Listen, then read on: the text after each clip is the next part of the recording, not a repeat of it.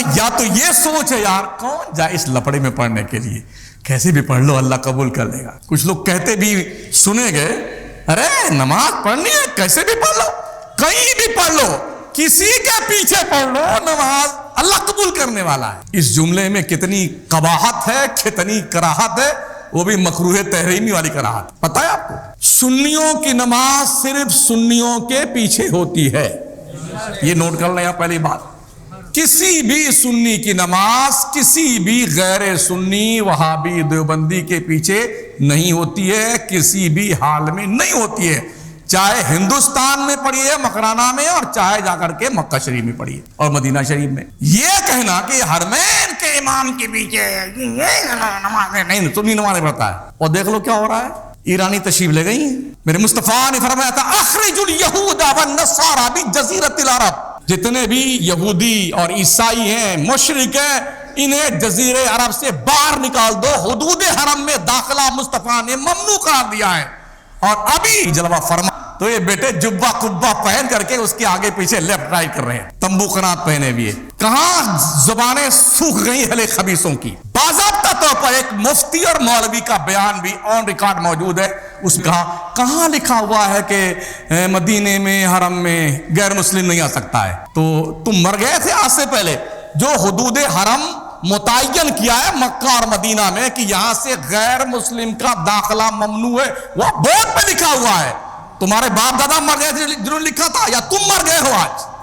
پورے دنیا کا اہل خبیث اور چپ ہے، باضابطہ تعویل پیش کی جا رہی، نہیں وہ آ سکتے ہیں، مدینے میں تو آ سکتے ہیں، مکے میں نہیں آ سکتے ہیں۔ تو یہی دلیل دے دے بیٹے، کہاں لکھا ہوا ہے کہ یہاں آ سکتے ہیں، یہاں نہیں آ سکتے ہیں؟ قوم کی آنکھوں میں دھول جھونکتے ہو، مسجد نبوی کی چھتری کے نیچے غیر مسلم گھومتا اور ٹہلتا ہوا دکھائی دے رہا ہے۔ اگر اس کو باضابطہ طور پر پکنک کا پیلس بنا دیا گیا ہے نا، تو معاذ اللہ ثم صد بار معاذ اللہ، جو بے-حیائیاں، عریانیت، ننگاپن، عیاشی ان مقدس مقامات میں ظہور پذیر ہوں گی، جنہیں دیکھ کے آنکھیں پھوٹ جائیں گی اہل ایمان کی۔ پیسہ کمانے کے لیے باضابطہ طور پر جو پکچر کے ہال بنوائے نا، سینما ہال، پیسہ کمانے کے لیے۔ جو لوگ جدہ گئے ہوں گے ان کو پتا ہوگا، اس مارکیٹ میں جا کے دیکھیے، نہیں لگتا ہے کہ آپ کسی مسلم ملک میں کھڑے ہوئے ہیں۔ صرف حرم کعبہ سے 70 کلومیٹر کے فاصلے پر ہے، ایک بالش کی چڈیاں پہن کر کے نوجوان بچیاں مارکیٹ میں گھومتی ہیں۔ آنکھوں دیکھی بات کر رہا ہوں۔ ہماری عقیدت کا جو بنیادی معاملہ ہے وہ حرمین طیبین سے جڑا ہوا ہے، سعودی عربیہ سے نہیں، مکہ المکرمہ اور مدینہ المنورہ سے جڑا ہوا ہے۔ ہاں جب یہ بات ہم کہتے ہیں تو ارے حضور نے فرمایا ہے عربیوں کو برا نہیں کہنا چاہیے، دلیل دے بیٹے، ایک دلیل دے دو کہ حضور نے کہاں فرمایا کہ عربیوں کو برا نہیں کہنا چاہیے۔ میرے مصطفیٰ لا تسبوا العرب، عرب کو برا مت کہو، ہم عرب کی سرزمین کے ذرے ذرے کا احترام کرتے ہیں، عرب کو ہم برا نہیں کرتے ہیں۔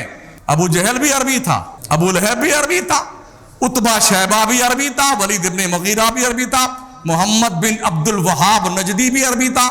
ان سارے خبثاء کو کیوں برا کہا جاتا ہے؟ اللہ نے قرآن میں پوری سورت کیوں اس کی تردید میں اتاری، جسے ابو لہب کہا جاتا، تبت یدا ابی لہب وتب ما اغنى عنه ماله وما كسب الى آخری۔ اللہ نے قرآن میں اتارا یار، برا کہیں بھی ہو اسے برا کہا جائے گا۔ آپ مجھے بتائیں، کوئی شخص شراب پیتا ہو، آپ دیکھ رہے ہیں، کیا کہیں گے آپ؟ زمزم پی رہا ہے وہ، عجیب لاجک ہے لوگوں کی یار، کہ بے ایمان کو بے ایمان مت کہو، شرابی کے شرابی مت کہو، یہ کہیں بھی بات نہیں سماتی ہے۔ دنیا کا دستور ہے شرابی کو شرابی کہا جاتا ہے، جواری کو جواری کہا جاتا ہے، بے ایمان کو بے ایمان کہا جاتا ہے۔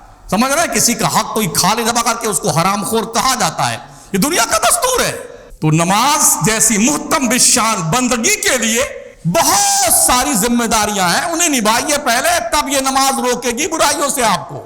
ایسے آئے گپے لڑاتے ہوئے، بتیاتے رہے، وضو کرتے رہے، کچھ دھلا کچھ چھوٹ گیا، جیسے بھی پڑھ لو نماز قبول کرے گا اللہ تعالیٰ۔ بھی مصلی پہ امام تو دیکھو یار، آپ نے یقیناً دیکھا ہوگا جب آپ مکہ مدینہ جائیں یا گلف کنٹریز کہیں جائیں نا، او ہو داڑھی غائب، مونچھ غائب، آستین چڑھی ہوئی، پینٹیں چڑھی ہوئی، آیا جھٹ سے نیت باندھ لیا، اب 5 لوگ پیچھے آ گئے، بعد میں نیت اس کی، وہ بھی امام بن گیا تھا، وہ بھی امام صاحب ہیں، सैकड़ों नमाज जमात होती रहती, हरम शरीफ मक्का में, मदीने के हरम शरीफ में, जद्दा एयरपोर्ट पे, शारजाह एयरपोर्ट पे, अबू धाबी एयरपोर्ट पे, दुबई एयरपोर्ट, और क्या नाम है, बहरीन के एयरपोर्ट पे, और जितनी भी एयरपोर्ट सब जो आया खड़ा खड़ा, बिल्कुल कुछ पता ही नहीं चलता ये है कौन। खड़ा हो गया मुसल्ले पे। कम से कम ये तो पूछ लो भाई साहब, आप नमाज पढ़ा रहे हैं, मुसलमान है कि नहीं है? इस दौर में कुछ नहीं कहा जा सकता है। कोई गंगाराम भी खड़े हो जाएंगे आपके सामने और पीछे इस इमाम के मुमरा का बशरी की तरफ अल्लाह अकबर, तो कुछ भी हो सकता है आज के दौर में। कम से कम नमाज जैसी अहमुल इबादत को जिस इमाम के पीछे आप अदा कर रहे हैं, ये तो देख लो यार इमाम ठीक ठाक है कि नहीं है, अकीदा इसका ठीक है कि नहीं है। अच्छा ये भी हो सकता है कोई नमाज के लिए नियत बांध लिया हो, वो जुहर पढ़ रहा हो अपनी और आप पहुंच जाओ उसके पीछे असर पढ़ने के लिए, भाई कज़ा भी हो सकती है ना। पूछते नहीं है, टिकारे चले गए बेटे, फटाक से आए, पूछा तक नहीं, जुट गए लाइन में लग करके। ये भी तो होता है आदमी कज़ा उम्र पढ़ता नहीं पढ़ता है, हो सकता है वो सुन्नत पढ़ रहा हो और आपने फर्ज की नियत बांध दी उसके पीछे। इसलिए नमाज शुरू करने से पहले बुनियादी जरूरत इस बात की है कि हम इमाम को जांच लें कि वो उसका अकीदा ठीक है कि नहीं ठीक है। इस लालच में कि 27 दर्जा ज्यादा सवाब मिलेगा, भाई साहब ये सारा गुल हो जाएगा। अकेले पढ़ोगे ना तो आपकी मुद्दल रकम तो बाकी रहेगी, 27 के लालच में सब बर्बाद कर दोगे आप। तो इसलिए ये जानना जरूरी है।